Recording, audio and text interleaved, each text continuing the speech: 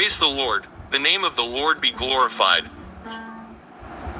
Our loving Heavenly Father, who loves us so much, we thank you for this morning. Praise be to God. எனக்கு பிரியமானவர்களே, இப்பொழுது வந்து கொண்டிருக்கிற இந்த தினம் ஒரு சாட்சியினுடைய பகுதி யூடியூப் அப்டேட் பண்ணப்பட்டிருப்பதால் ஆங்கிலத்திலே வருகிறது. தயவு செய்து அங்கே வருகிற வீடியோவை பார்த்து உங்கள் தமிழுக்கு நீங்கள் மாற்றிக்கொள்ளவும். கர்த்தர் உங்களை ஆசீர்வதிப்பாராக. கிறிஸ்துவுக்குள் பிரியமானவர்களே, கொஞ்ச நாளாகவே இந்த தினம் ஒரு சாட்சி அனுப்புறதுல சில பிரச்சனைகள் இருக்குதுன்னு சொல்லி உங்களோட நான் ஏற்கனவே தொடர்பு கொண்டு பேசியிருக்கிறேன். கொஞ்ச நாளாகவே வாட்ஸ்அப்பில் லிங்க்கை உங்களுக்கு நான் அனுப்பிக்கிட்டு இருக்கேன். அதை நீங்கள் அதன் மூலமாக நீங்கள் ஃபாலோ பண்ணி தினம் ஒரு சாட்சியை கண்டினியூ பண்ணி கேட்டுக்கொள்ளுங்கள். Praise be to God. கர்த்தருடைய நாமம் ஒன்றே மகிமைப்படுவதாக. எங்களை அதிகமாக நேசிக்கிற எங்கள் அன்பின் பரம தகப்பனே, இந்த கிருபையான கர்த்தாவே, காலை வேளைக்காய் உமக்கு நாங்கள் நன்றி செலுத்துகிறோம். இந்த காலை வேளையிலும் உம்மை துதித்து பாடி ஆராதித்து இந்த நாளிலும் இந்த நாடுக்கென்று தியானத்துக்கென்று நீர் கொடுக்கிற வசனத்தை வாசித்து தியானித்து கர்த்தாவே, இந்த வசனத்துக்கு ஏற்ற வண்ணமாய் கர்த்தாவே செய்த ஒரு நன்மையை இந்த நாளிலும் சாட்சியாக சொல்லி வசனத்தை உடைய நாமத்தை மகிமைப்படுத்த கர்த்தர் உதவி செய்வீராக.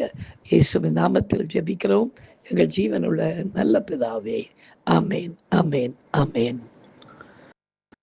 உயிர் வாழ எதை உண்போம், உடல் மூட எதை உடுப்போம் என்றே கவலைப்படல் வேண்டாம். உணவை விட உயிரும் உடையை விட உடலும் உயர்ந்தவை அல்லவா. வானத்து பறவையை பாருங்கள், அவை விதைப்பதும் இல்லை, அறுப்பதும் இல்லை, சேர்த்து வைப்பதும் இல்லை. கர்த்தரே போஷிக்கின்றார், கர்த்தரே காக்கின்றார். கர்த்தரை நம்பிடுங்கள், அவர் கைவிடவே மாட்டார், அவர் கைவிடவே மாட்டார். எனக்கு அருமையானவர்களே, இந்த நாளிலே நாம் தியானிக்கும்படியாக கர்த்தர் நமக்கு கொடுக்கிற வார்த்தைக்கு நேராக கடந்து போவோம். மத்தேயு சுவிசேஷம் 6ஆம் அதிகாரம் 32ஆம் வசனம்.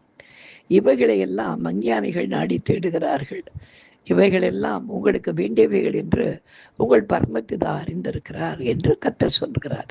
பிரியமானவர்களே, தங்களை படைத்த கர்த்தரை தெய்வமாக ஏற்றுக்கொள்ள தெரியாதவர்கள் தான் அஞ்ஞானிகள், ஞானம் இல்லாதவர்கள். கர்த்தரை விட்டுவிட்டு தாங்கள் சொந்த அறிவை நம்பி அவர் உண்டாக்கின வானத்தையும் பூமியையும் ஆராய்ச்சி செய்து கொண்டிருக்கிறவர்கள் விஞ்ஞானிகள். நாம் படைத்தவர் கர்த்தர் என்பதை அறிந்து கொண்டு அவர் காட்டும் பாதையில் நடக்கிற நாம் தான் மெஞ்ஞானிகள். சரிதானே? தங்களை படைத்தவரை அறியாததினால் தாங்கள் வாழ தேவையானவற்றை அஞ்ஞானிகள் அனுதினமும் எண்ணத்தை உண்போம், எண்ணத்தை உடுப்போம், எண்ணத்தை குடிப்போம் என்று அத்தேவைகளுக்காக தினமும் பாடுபட்டு அலைகிறார்கள். நமது கர்த்தரோ தமது சொந்த ஜனமாகிய இஸ்ரவேலரை எகிப்திலிருந்து புறப்பட செய்து கானானுக்கு கொண்டு வருகிற வழியிலே தமது பிள்ளைகளை அவர்கள் கெட்டதற்கு மேலாக அவர்களுக்கு கொடுத்து போஷித்து நடத்தினவர் அல்லவா. எனவே அவருடைய ஆவிக்குரிய இஸ்ரவேலராய் நாம் இருக்கிறதினாலே நம்முடைய எந்த தேவைகளுக்காகவும் நாம் யாரையும் தேட வேண்டிய அவசியம் இல்லை. இவையெல்லாம் நமக்கு தேவை என்பதை பரமபிதா அறிந்திருக்கிறார்.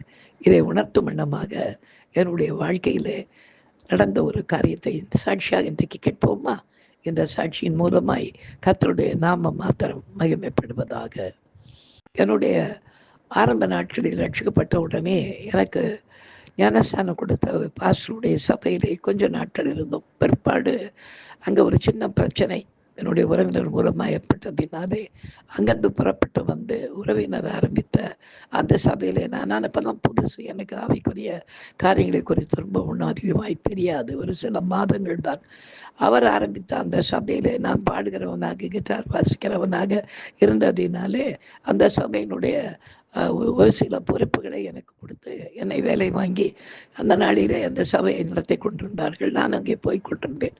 ஒரு தடவை 40 நாள் ஒருத்தருடைய சபையில் இருந்தாலும் கூட எனக்கென்று தனி ஊழியம் இருக்கிறது என்பதை நான் கற்பிடத்திலே தெளிவாக பெற்றுக்கொண்டதினாலே அந்த வெளிப்பாட்டை நான் உபவாசம் எடுத்து ஜபித்து கொண்டிருந்தேன். அப்பொழுது 40வது நாள் உபவாசம் முடிக்கிற அன்றைக்கு சண்டேல அந்த நாள் வந்தது. அப்போ என்னுடைய உறவினர் என்னை பார்த்து சொன்னார், நீ உபவாசம் முடிக்கிறல்லப்பா அப்படின்னார். ஆமாம் அப்படின்னேன். நமக்கு சொந்தக்காரியனுடைய தம்பியுடைய வீட்டுக்கு போய் தாம்பரத்தில் ஜெபம் பண்ணிவிட்டு அதுக்கப்புறமா உபவாசம் முடிச்சிடறேன், அங்கே கொஞ்சம் ஏதோ பிரச்சனையாக இருக்குதா அப்படின்னு சொன்னார்.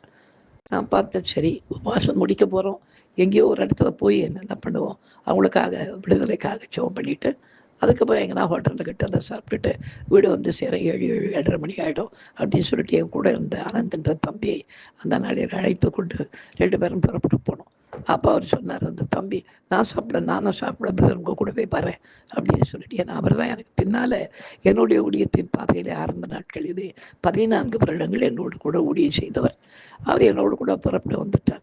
வர வழியில் அவர் மூக்கால் அழுதுகிட்டு வர்றாரு, இன்னைக்கு உபவாசம் முடிஞ்ச நேரம் நிம்மதியாக சாப்பிட்ருக்கலாம், நீங்கள் உங்களை போய் இந்த நேரம் பார்த்து இந்த வெயிலில் தாம்பரத்துக்கு அனுப்பி விட்டுட்டாரு அப்படின்னாரு. நான் சரி இருக்கட்டும்ப்பா, நமக்கு அவரை குறித்து கவலை இல்லை, யாருக்கோ பிரச்சனை, அவங்க பிரச்சனை வீட்டுக்கு போய் கொண்டிருக்கணும், அவங்களுக்காக உபவாச வேளையில் ஒருவேளை சத்துருடைய போராட்டமாக இருக்குமே, ஆனால் சத்துருவை மேற்கொள்ள உபவாசம் அவசியம் தானே, போகலாம் வான்னு சொல்லிட்டு 2 பேரும் போகிறோம். போயிட்டு இருக்கும்போது அந்த தம்பி என்னை பார்த்து கேட்டான், பிரதர் அவங்க வீட்டுக்கு போய் ஜெபம் பண்ணி முடிச்சதுக்கெல்லாம் ஏன்னா சபம் முடிச்சுட்டு நம்ம போய் கொண்டிருக்கிறோம், அப்படி முடிந்த பிற்பாடு அங்கிருந்து நம்ம வெளியே வந்த பிற்பாடு தாம்பரம் ஸ்டேஷனுக்கு வரணும், அப்போ தாம்பரம் ஸ்டேஷனுக்கு வரும்போது உங்களுக்கு என்ன வேணும், அப்போ என்ன சாப்பிட்றீங்க அப்படின்னா, நான் சொன்ன முதல்ல ஜெபத்தை முடிப்போம்ப்பா அப்படின்னு சொல்லிட்டு, இல்லை சொல்லுங்கள் அப்படின்னா, ஏன்னா நீங்கள் விரும்புகிற நீங்கள் ஆசைப்படுற காரியத்தை இன்னைக்கு 40வது நாள் உபவாசம் முடிச்சதுக்கப்புறம் நீங்கள் எடுத்துக்கலாமே.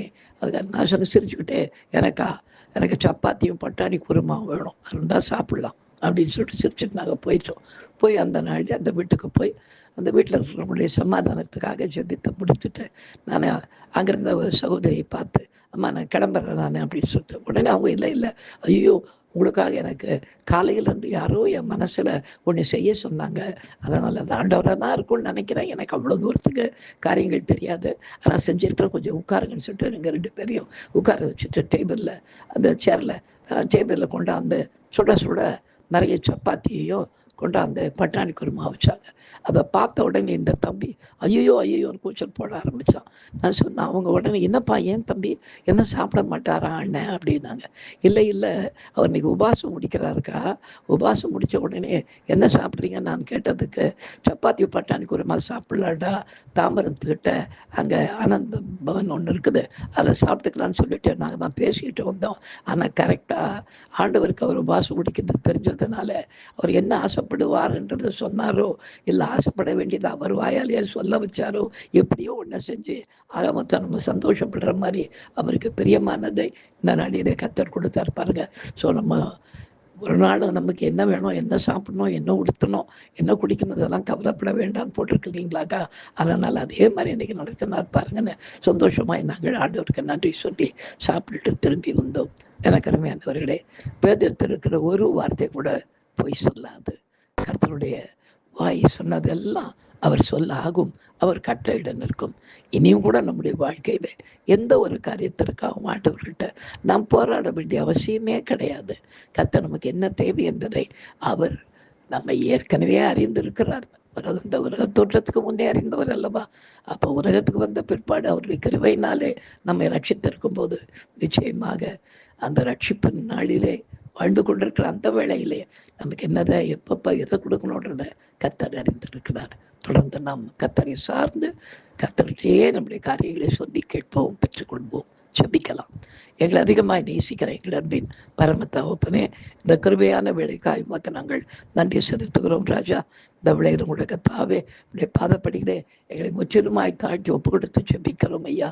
கர்த்ததாமே அப்பா, எங்களை நீர் விஞ்ஞானிகளாகவோ அஞ்ஞானிகளாகவோ வைக்காதபடி வேதத்தை அறிந்து கொண்ட மெஞ்ஞானிகளாய் வைத்து உண்மையை சார்ந்து வாடுகின்ற ஒரு வாழ்க்கை எங்களுக்கு தந்திருக்கிறதற்காக உமக்கு நாங்கள் நன்றி செலுத்துகிறோம் ராஜா.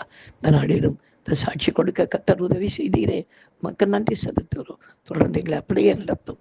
இயேசுவின் நாமத்தில் ஜெபிக்கிறோம். எங்கள் ஜீவனுள்ள நல்ல பிதாவே. ஆமேன், ஆமேன், ஆமேன்.